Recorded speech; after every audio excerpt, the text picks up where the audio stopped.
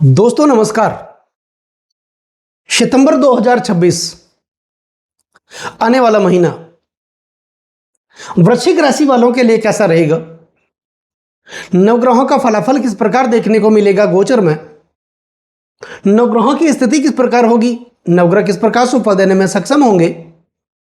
विशेष करके यह महीना आपके स्वास्थ्य के लिए कैसा रहेगा? आपकी शिक्षा को लेकर कैसा रहेगा? आपके प्रणय संबंधों को लेकर, प्रेम प्यार को लेकर कैसा रहेगा? आपके दाम्पत्य जीवन को लेकर कैसा रहेगा? वैवाहिक सुख को लेकर कैसा रहेगा?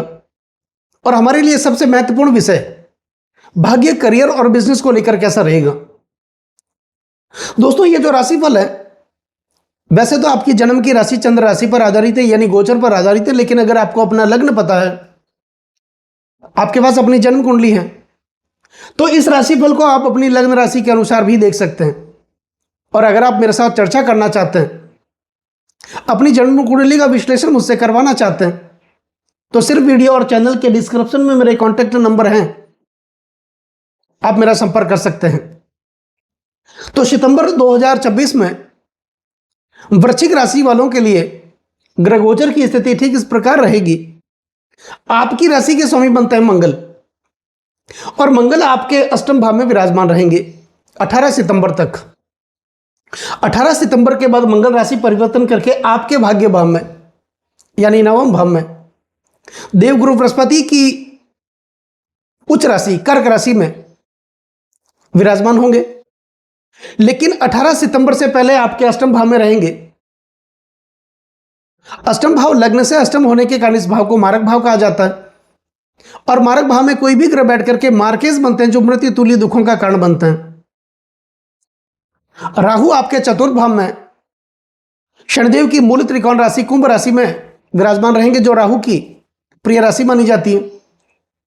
शनिदेव आपके पंचम भाव में देवगुरु बृहस्पति की मीन राशि में विराजमान रहेंगे। देवगुरु बृहस्पति आपके भाग्य भाव में विराजमान हैं ही अपनी उच्च राशि में, कर्क राशि में। वहीं सूर्य, बुध व केतु आपके दसम भाव में विराजमान रहेंगे।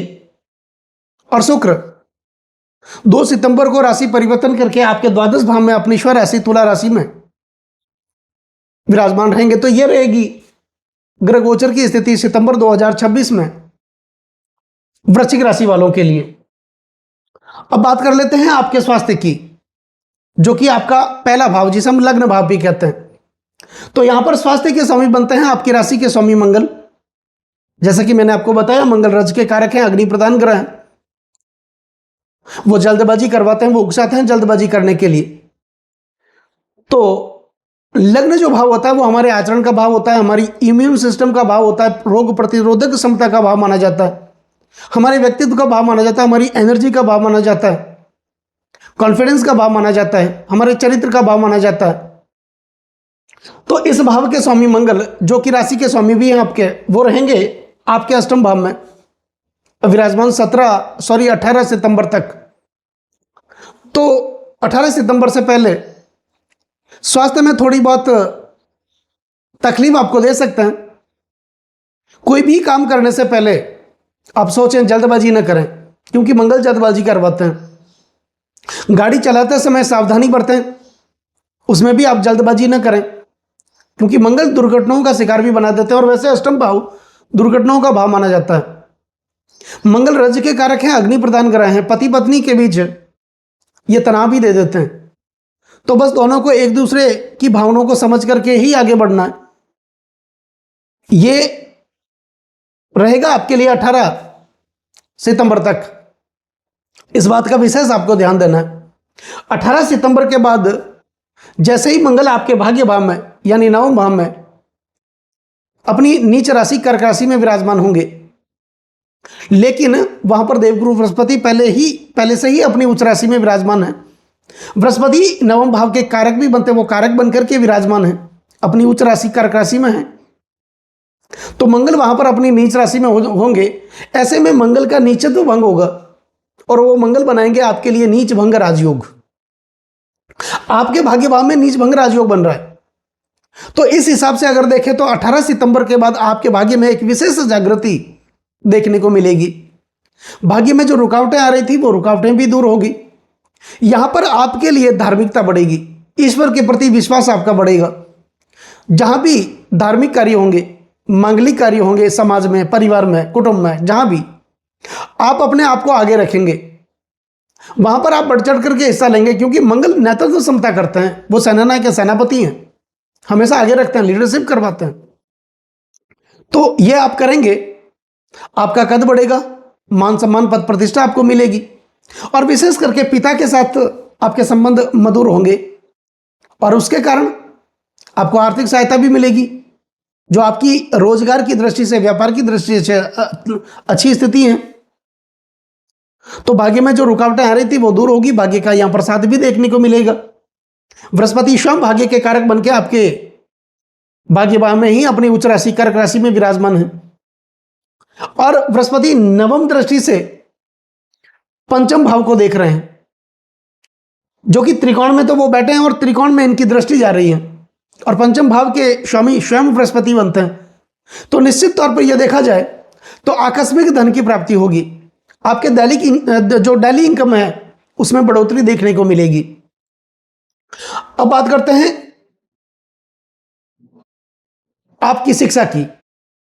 दोस्तों, यहां पर पंचम भाव बनता है शिक्षा का, और शिक्षा के भाव के स्वामी बनते हैं बृहस्पति स्वयं, जो कि आपके नवम भाव में, भाग्य भाव में अपनी उच्च राशि में विराजमान है। तो शिक्षा की दृष्टि से अगर देखा जाए तो यह स्थिति काफी शानदार रहेगी आपके लिए सितंबर 2026 में, वृश्चिक राशि वालों के लिए, क्योंकि बृहस्पति नवम में बैठे तो हैं, लेकिन नवम दृष्टि से पंचम भाव को ये देख भी रहे हैं, और वहां पर शनिदेव स्वयं विराजमान है। शनि धैर्य के कारक माने जाते हैं, शनिदेव अनुशासन के कारक माने जाते हैं, वो चिंतन और मनन के कारक माने जाते हैं। धैर्य और अनुशासन के साथ अगर आप आगे बढ़ेंगे शिक्षा में, तो यह स्थिति आपके लिए बहुत ही बड़ी है, क्योंकि बृहस्पति की दृष्टियों में ही अमृत पाया जाता है।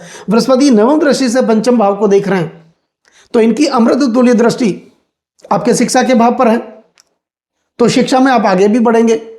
आप अपने जन्म स्थान से दूसरे स्थान पर जाकर के अगर पढ़ाई करना चाहते हैं, ये महीना आपके लिए काफी शानदार रहेगा। अगर आप विदेश भी जाना चाहते हैं उच्च शिक्षा के लिए, हायर एजुकेशन के लिए, तो सितंबर 2026 आपके लिए एक बेहतर महीना साबित हो सकता है। तो शिक्षा के लिए भी ये स्थिति अच्छी है। धैर्य और अनुशासन के साथ आप आगे बढ़ते रहिए। कर्म भी आपका साथ देगा, क्योंकि शनिदेव कर्म के कारक माने जाते हैं, और भाग्य भी आपका साथ देगा। बृहस्पति की नवम दृष्टि आपके पंचम भाव पर है, और पंचमेश स्वयं बृहस्पति स्वयं बनते हैं। तो एक त्रिकोण के स्वामी दूसरे त्रिकोण में वो बैठे हैं। अब बात करते हैं आपके प्रणय संबंधों की, प्रेम प्यार की। तो भाव बनता है पंचम भाव, यहां पर पंचमेश स्वयं बृहस्पति बनते हैं, वो की वो स्थिति है। तो प्रणय संबंधों के लिए भी ये महीना अच्छा ही रहेगा। जो लोग अविवाहित हैं उनके लिए विवाह के प्रस्ताव भी आएंगे, यानी आप शीघ्र ही घोड़ी पर सवार होने वाले होंगे। दूसरा, जो लोग पहले से ही प्रणय संबंधों में बंधे हुए हैं, पारिवारिक समस्याएं बनी होती, परिवार वाले मान नहीं रहे थे, लेकिन बृहस्पति नवम दृष्टि से पंचम भाव को देख रहे हैं, निश्चित तौर पर एक पारिवारिक अच्छा माहौल आपके लिए देखने को मिलेगा। परिवार वाले मान भी जाएंगे, आपका प्रेम वो शादी में भी बदलेगा। तो प्रेम की दृष्टि से भी यह स्थिति आपके लिए अच्छी ही रहने वाली है, और उसमें भी मंगल 18 सितंबर के बाद आपके नवम भाव में देवगुरु बृहस्पति के साथ विराजमान होंगे। वो नीच भंग राजयोग का निर्माण भी करेंगे। तो ऐसे में यह महीना प्रणय संबंधों के लिए सितंबर 2026 आपके लिए अच्छा रहने वाला है। अब बात करते हैं आपके दाम्पत्य जीवन की, वैवाहिक सुख की। दोस्तों, इसका जो भाव बनता है वो बनता है सप्तम भाव, और वैवाहिक सुख के कारक, दाम्पत्य जीवन के कारक, पति पत्नी के कारक स्वयं शुक्र बनते हैं, और इस भाव के स्वामी स्वयं शुक्र है।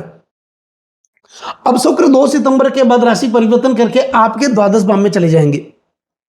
तो सप्तम में जो शुक्र बनते हैं वो आपके द्वादश भाव में विराजमान होंगे, 12वें भाव में विराजमान होंगे, अपनी स्वराशि में विराजमान होंगे। यह स्थिति काफी शानदार है। और 12वें भाव में वैसे तो कोई भी ग्रह अच्छा फल नहीं देते हैं, लेकिन शुक्र एक ऐसे ग्रह हैं जो 12वें भाव में भी अच्छे फल की प्राप्ति करते हैं, क्योंकि 12वां जो भाव होता है वो भोग का भाव माना जाता है। यह भाव सैन्य सुख का प्रतिनिधित्व करता है। यह भाव काम शक्ति का भाव माना जाता है, और स्वयं शुक्र काम शक्ति के कारक भी माने जाते हैं। तो दाम्पत्य जीवन की दृष्टि से अगर देखा जाए, वैवाहिक सुख की दृष्टि से अगर देखा जाए, तो ये स्थिति शुक्र की काफी शानदार इस महीने आपके लिए रहने वाली, क्योंकि महीने के शुरुआती दिनों में 2 सितंबर को ही ये आपके द्वादश भाव में अपनी स्व राशि में बैठ जाएंगे। तो ये स्थिति अच्छी रहेगी आपके लिए, पति पत्नी के लिए, दाम्पत्य जीवन के लिए, वैवाहिक सुख के लिए और भागीदार के लिए। और वैसे भी सप्तम भाव दशम से दशम होने के कारण आपके कार्यक्षेत्र का भाव माना जाता है, तो कार्यक्षेत्र की दृष्टि से भी यह महीना आपके लिए काफी शानदार रहने वाला है। अब बात करते हैं हमारे जीवन के सबसे महत्वपूर्ण विषय भाग्य, करियर और बिजनेस की। तो यहां पर भाग्य से चंद्रमा बनते हैं और चंद्रमा तो 2.25 दिन में ही अपनी राशि को बदल देते हैं। और वहां पर देवगुरु बृहस्पति जो चंद्रमा के मित्र माने जाते हैं, प्रबल मित्र माने जाते हैं, वो स्वयं अपनी उच्च राशि में वहां पर विराजमान है। तो यहां पर भाग्य का साथ देखने को मिलेगा। भाग्य में जो रुकावटें आ रही थी वो दूर होगी। आप कोई ना कोई नया बिजनेस कर सकते हैं या अपने बिजनेस को और भी आगे बढ़ा सकते हैं। यह महीना आपके लिए बेहतर साबित होगा। अब बात करते हैं आपके कार्य क्षेत्र की। दशम भाव बनता है कार्य क्षेत्र का और दसवें से बनते हैं स्वयं सूर्य। सूर्य 17 सितंबर तक आपके दशम भाव में बुध के साथ विराजमान रहेंगे। वहां पर हालांकि बुध राशि परिवर्तन करेंगे 6 सितंबर को, वो अपनी स्व राशि व अपनी उच्च राशि कन्या राशि में आपके एकादश भाव में विराजमान होंगे। लेकिन 6 सितंबर तक सूर्य बुध के साथ रहेंगे, तो बुधादित्य राशियों का यहां पर निर्माण भी देखने को मिलेगा। और सूर्य तो 17 सितंबर तक आपके दशम भाव में ही रहेंगे।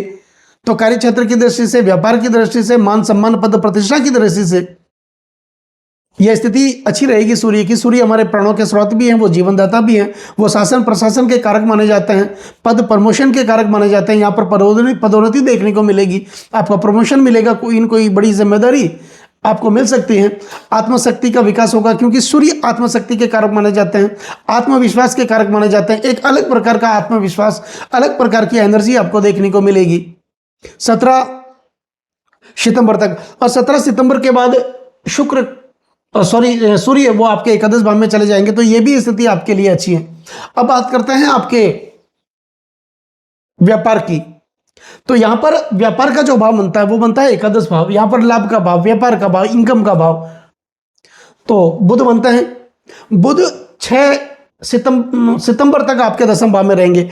6 सितंबर के बाद बुध आपके एकादश भाव में अपनी स्व राशि व अपनी उच्च राशि कन्या राशि में विराजमान होंगे।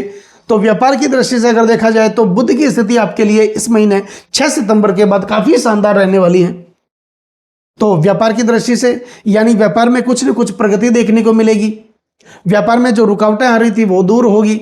आप कोई नई दुकान कर सकते हैं, नया व्यवसाय करने की आप शुरुआत कर सकते हैं। भागीदार के साथ कोई न कोई नया आप काम करने की जो योजना पहले बना रहे थे वो योजना आपकी सार्थक होगी और आप निरंतर गति से आगे बढ़ने का प्रयास करेंगे। बुध आपको बौद्धिक शक्ति का विकास भी देंगे, ऐसी चतुराई आपको देंगे ताकि वो आप अपने व्यापार में आगे बढ़ सकें। तो ये रहेगी सितंबर 2026 में वृश्चिक राशि वालों के लिए ग्रह गोचर की स्थिति। तो दोस्तों अब बात करते हैं कुछ महत्वपूर्ण उपायों की। मंगल से संबंधित उपाय करिए, मंगल के बीज मंत्रों का उच्चारण, मंगल के पौराणिक मंत्रों का उच्चारण आप करिए। मंगल से जो संबंधित वस्तुएं होती है उस वस्तुओं का आप जरूरतमंदों को दान करिए। यानी मसूर की दाल, गुड़ एक लाल कपड़े में बांध करके मंगलवार के दिन या तो आप बहते हुए जल में प्रवाहित कर दें सुबह में, या फिर हनुमान जी का कहीं भी मंदिर हो आपके पास, वहां पर जरूरतमंद कोई बैठे हो उनको आप दान कर दीजिए। और इस महीने आप शुरुआत कर सकते हैं हनुमान चालीसा की, आप शुरुआत कर सकते हैं, आपके लिए अच्छा है।